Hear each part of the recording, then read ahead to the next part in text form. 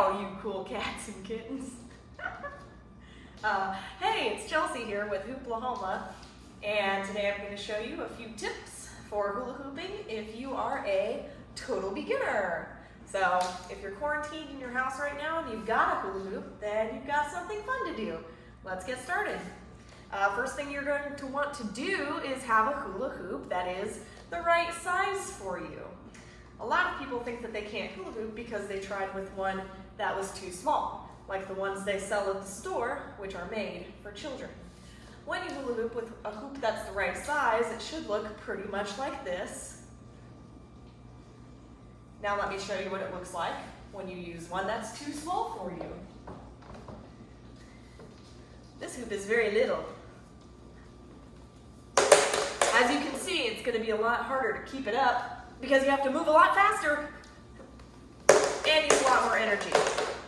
You don't want to do that. So if you're an adult, you need an adult-sized hula hoop. Oops.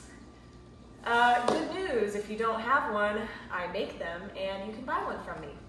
So once you have the right size hula hoop, what you're going to want to do is you're going to have a good stance with your feet about hips width distance apart. You don't want to have them too far apart, and you don't want to have them too close together because it's hard to balance. So you want to have them pretty much right under your hips, and then you're going to want to have your hula hoop be nice and parallel to the ground like that. So if you started off at an angle like this, it'll go either straight down or it'll go in some strange direction, which isn't what you want. So you want it to be nice and flat, and then you're just going to swing it on your hips like that. And here I'm moving my waist in small, tight circles. You can also think about just moving in a front to back motion or a side to side motion. I'll show you what it looks like from the side. So you can see it kind of looks like I'm moving front to back. And again, this is not a big movement, so I'm not doing a whole lot of this because you don't need to do all that. You're going to use a lot of unnecessary energy if you make these big movements. You want to have tight little circles. You're going to be a lot more stable. You're going to have more control over the hoop, and you're going to save your energy and not use a lot of unnecessary energy. So once you've got that down, or actually if you are still having trouble with that, another thing that you can do once you get going is you can turn in the same direction as the hoop. So my hoop is spinning to the left or counterclockwise from my point of view, looking at it. And what I'm going to do is I'm going to move in a tiny little circle right here. So I'm just picking up my feet and moving them one at a time in a little circle in the same direction that the hoop is going. And what that does is it slows the hoop down relative to your body to help make it easier for you to keep it up.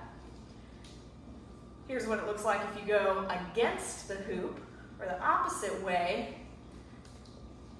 If you move in a circle opposite the hula hoop, it's going to actually make the hula hoop go faster, and it's going to be way harder to keep up.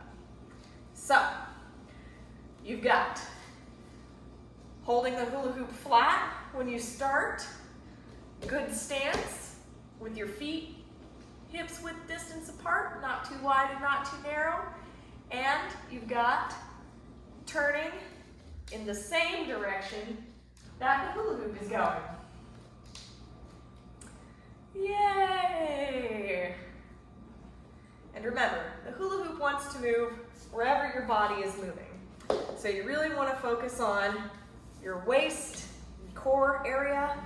If you move your legs a whole lot, your hula hoop is going to want to go toward your legs or down, and that's what you don't want. Alternatively, you can make the hula hoop move up your body by rocking your chest back and forth and doing these bigger movements with the upper half of your body.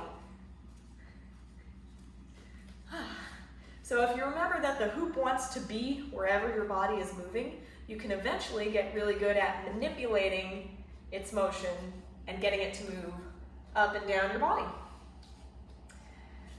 So that's it for very basic hula hooping. One more thing I do want to tell you is that if you are going to be doing a lot of hula hooping, I highly recommend practicing in both directions. So I naturally spin to the left. That's my easy direction. That's what feels most natural to me. So I make an effort to also practice spinning to the right or clockwise. This is my awkward direction. It's not as awkward anymore because I've practiced a lot. Chances are if you're starting out, you probably have one direction that feels really uncomfortable and awkward. So I want you to practice that direction more until it doesn't feel awkward.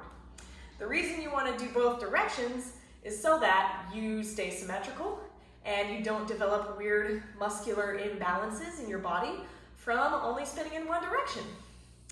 So, happy hooping, y'all. I hope this helps, and I hope y'all have a great day. Thanks.